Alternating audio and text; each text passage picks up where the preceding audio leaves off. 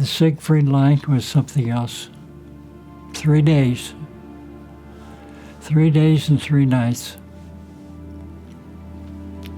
You can't imagine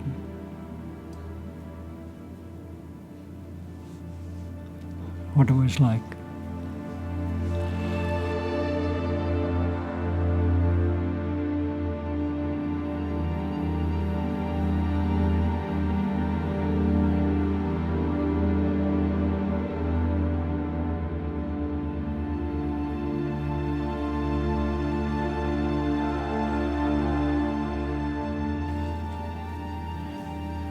First thing, we got the town of Oberotterbach, right on the border, and we stopped there in the evening.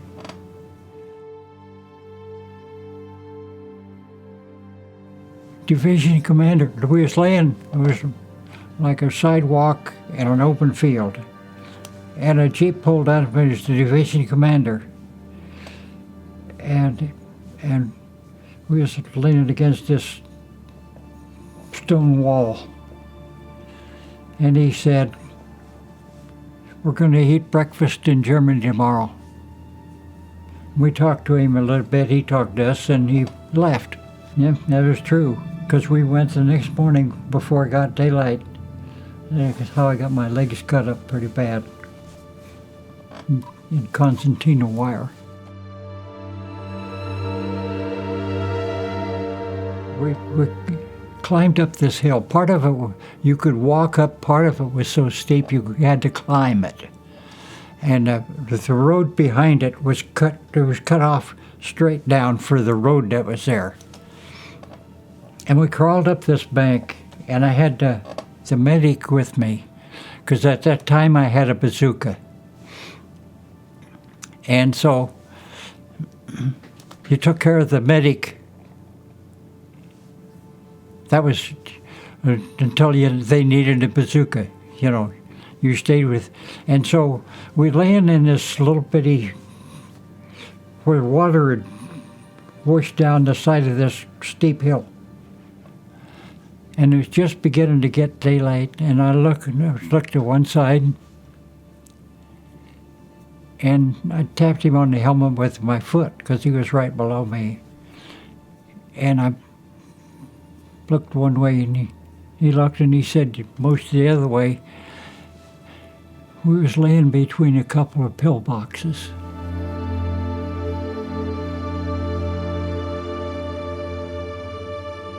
So I motioned that we'd crawl up the hill, because they had dug trenches in there. We could get in a trench.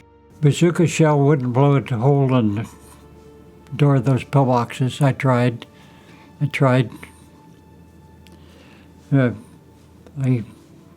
didn't work. And I had 3 rounds of ammunition. I went back for more.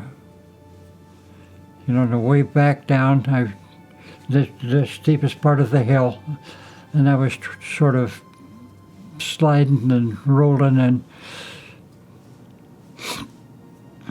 sniper was shooting at me. And I think the only thing that saved me is I rolled. And one guy said, I'll carry your ammo for you, because you're supposed to have an ammo carrier, but we didn't have enough men, so you carried your own. So I said, okay, wait till I get up there and get in a trench. So he waited. I went up and got in a trench, and I waited and waited and waited, and I crawled down the trench and couldn't find him. So I come back down the hill, and I made it back down. And it got me some more ammo. And I said, I don't know what happened to the guy. And there was an officer there. He wasn't a company officer. I don't think he was out of battalion or regiment. And he told me to get back up there and fire that bazooka. And I told him, I said, there's a sniper shooting up there. And so I'm not going. And he said, but I said, you lead and I'll follow you. And so we stood there and talked. We were standing behind this bank. One of the guys, one of the lieutenants from our company, was probably 5 feet away. Said something about maybe he's gone, you know. And the sniper shot him. We crawled up the bank and the sniper shot him. He was dead before he hit the ground. And so they waited till somebody up on top got him, you know. But I didn't have to. I went back up with my bazooka and ammo, but there was no point.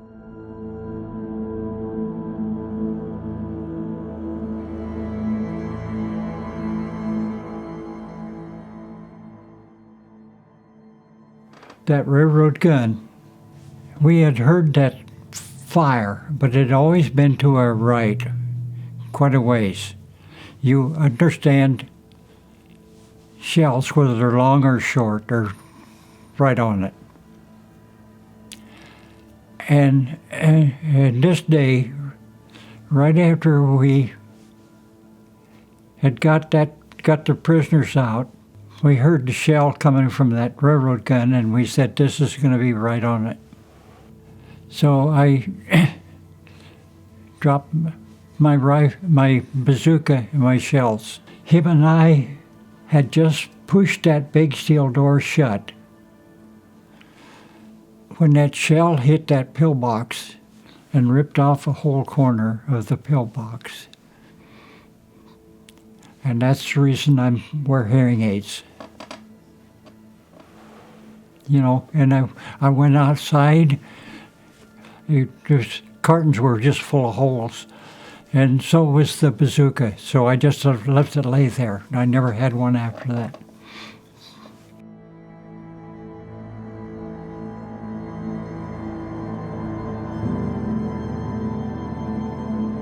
Somebody says, you three guys got to escort these prisoners back to division, back to battalion for interrogation. Well, we knew where battalion headquarters was in the little house back in France. So we walked them down the road, and then we got to the junction where we go back into France, up the hill. There was a army vehicle, a carry-all there that had a turret on it with a machine gun, and the driver was there. And we asked him if he would take us back to battalion headquarters, and he said, yeah, we got 3 prisoners. So we got loaded on the truck, and he started up, and a machine gun to our back opened up, right over the top of our heads. We dove in the ditch. So he said, you guys better bail on. And one guy said, I'll jump up and grab that machine gun. So he jumped up right away, grabbed the machine gun, turned around, it was dark, firing to our rear, you know, with that machine gun. We took off and we went to battalion headquarters. Okay, so we thought we could turn those over to somebody and we could get sleep, because we hadn't slept for probably 36 hours. But we didn't. We had to sit there and guard those prisoners. So one of us slept and 2 of us stayed awake, because we talked to each other to stay awake. You know, just continue talking that you would stay awake. If you're in the infantry, you have to know how to react. You can't wait for somebody else to tell you what to do. You have to be able to do it. You have to learn how to do it. And that makes a difference. I don't care how good of an education you got. So that's what I'm saying. You might not be 19, but you grow up awful fast.